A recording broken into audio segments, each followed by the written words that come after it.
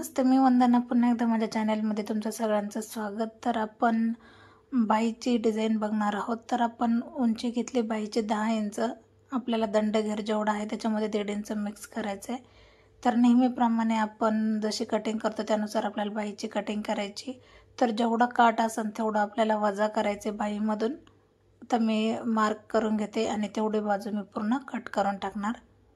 मी पेपरचा double fold घेतला आहे म्हणजे 2 साईडच्या बाही निघून जाते.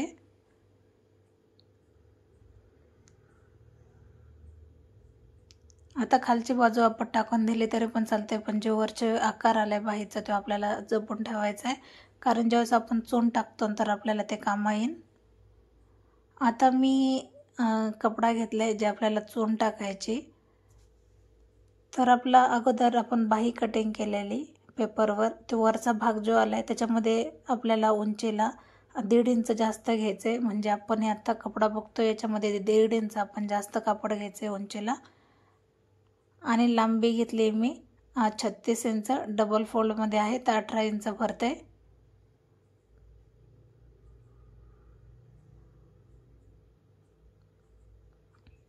आता आपण मेन पॉईंट हो आहे जो मी दाखवते, जिथं मी डार्क लाईन आखली आणि बाकीचे 2-2 इंचावर मी 4-4 लाईन दोन्ही बाजूने आखून घेतल्यात, का जे करून ज्यावेळेस मी चोन टाकेन तर मला चोन टाकायला दोन्ही बाजूने सोपं पडेल.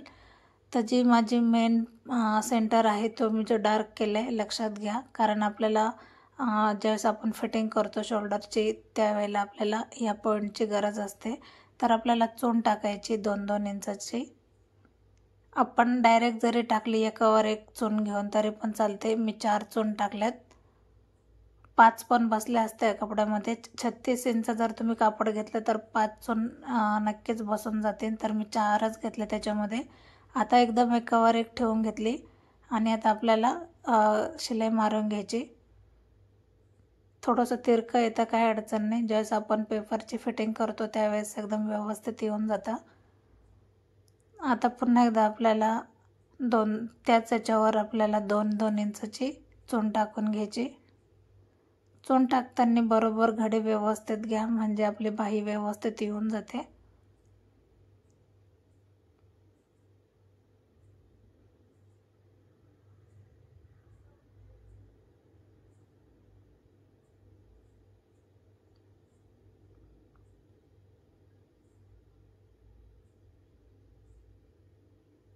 सगळ्यात महत्त्वाचं चोन टाकणं असतं, कारण ज्या वेळेला कमी जास्त जरी झालं तरी पण ते व्यवस्थित दिसत नाही. तर आपल्याला चोन टाकताना निसटता कामा नये याची पण आपल्याला काळजी घ्यायची. खूप व्यवस्थित आणि दमाने मी तुमच्यासाठी व्हिडिओ टाकण्याचा प्रयत्न करते.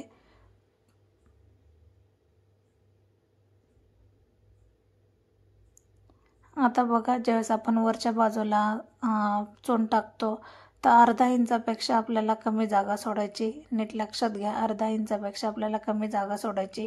आणि नंतर आपल्याला नॉर्मल आपल्याला अंतर ठेवूनच आपल्याला चोन टाकायची, म्हणजे वरच्या बाजू ही व्यवस्थित येऊन जाते आणि आकर्षित पण वाटेल. एकावर एक आपल्याला ठेवायची नाही आहे. जसं आपण खालच्या बाजूने केले तसं आपल्याला वरच्या बाजूने करायचं नाही. आपल्याला अंतर ठेवून चोन टाकायची.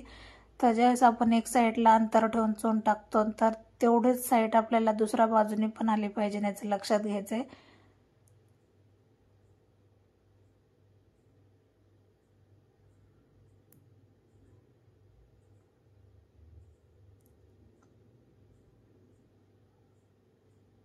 तर सेम पद्धतीनेच आपल्याला पुन्हा एकदा फोल्ड करून घ्यायचं आहे.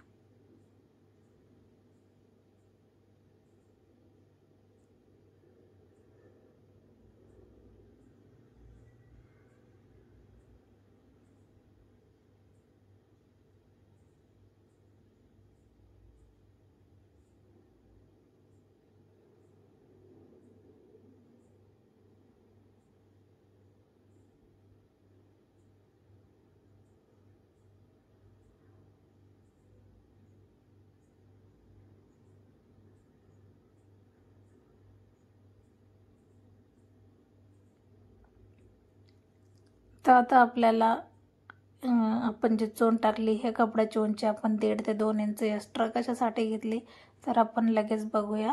तर आपण पेपरवर बाही कटिंग केलेली.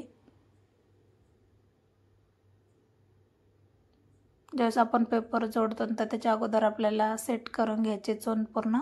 आता मधला पॉईंट कोणता आहे ते नीट लक्षात घ्या. नॉर्मल लाईन मला लक्षात येते आणि आपण पेपरला पण पॉईंट काढून घेतला आहे.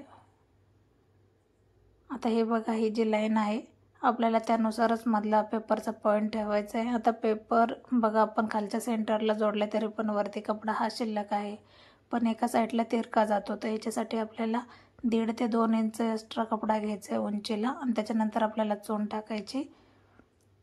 आता आपण याच्यामध्ये टाचन पिनचा जरी वापर केला तरी पण चालते, म्हणजे बाही व्यवस्थित सेट होऊन जाते. आता आपल्याला बाही पूर्ण सेट करून घ्यायची. याच्यावर टाचन पेनचा वापर करा म्हणजे व्यवस्थित येऊन जाते आणि नंतर आपण पेपर काढला तरी पण चालते.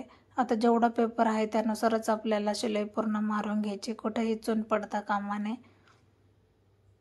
तर उरलेला कपडा आपल्याला कट करायचा आहे, काही अडचण येत नाही, व्यवस्थित असे चून येऊन जाते. आता आपल्याला जो काठ होता त्याच्यामध्ये आपण 2 भाग केले काठामध्ये आणि जो मधला मेन सेंटर आहे ते आपण घेतले.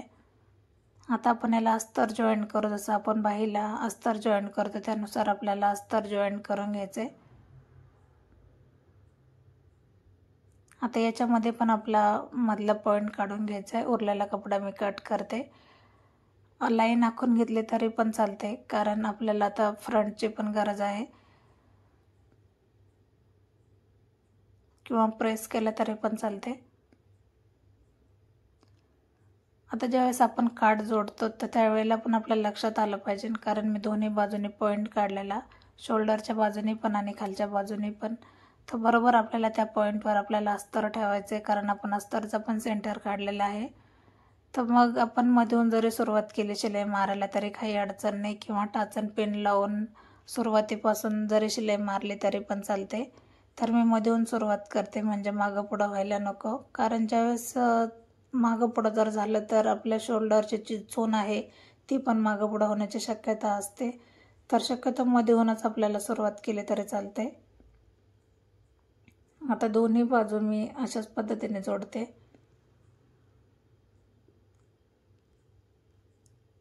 कारण अर्धाच आपला जोडून झालेला. आता अर्धा भाग आपण सुईचा करून जोडूया.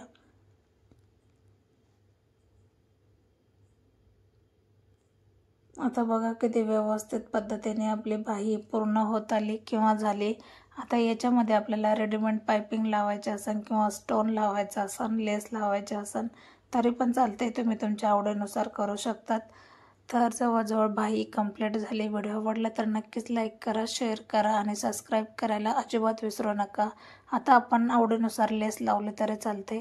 लेस लावताना आपल्याला डबल शिलाई मारायची आणि याच्यावर स्टोन जरी लावला तरी पण जमून जाते. खूप सुंदर अशी बाही आली आणि उरलेला पेपर आपण कट करणार आहोत. तुम्ही मुंड्याला समोरच्या बाजूने आकार देऊ शकतात. व्हिडिओ आवडला तर लाईक, शेअर आणि सबस्क्राईब.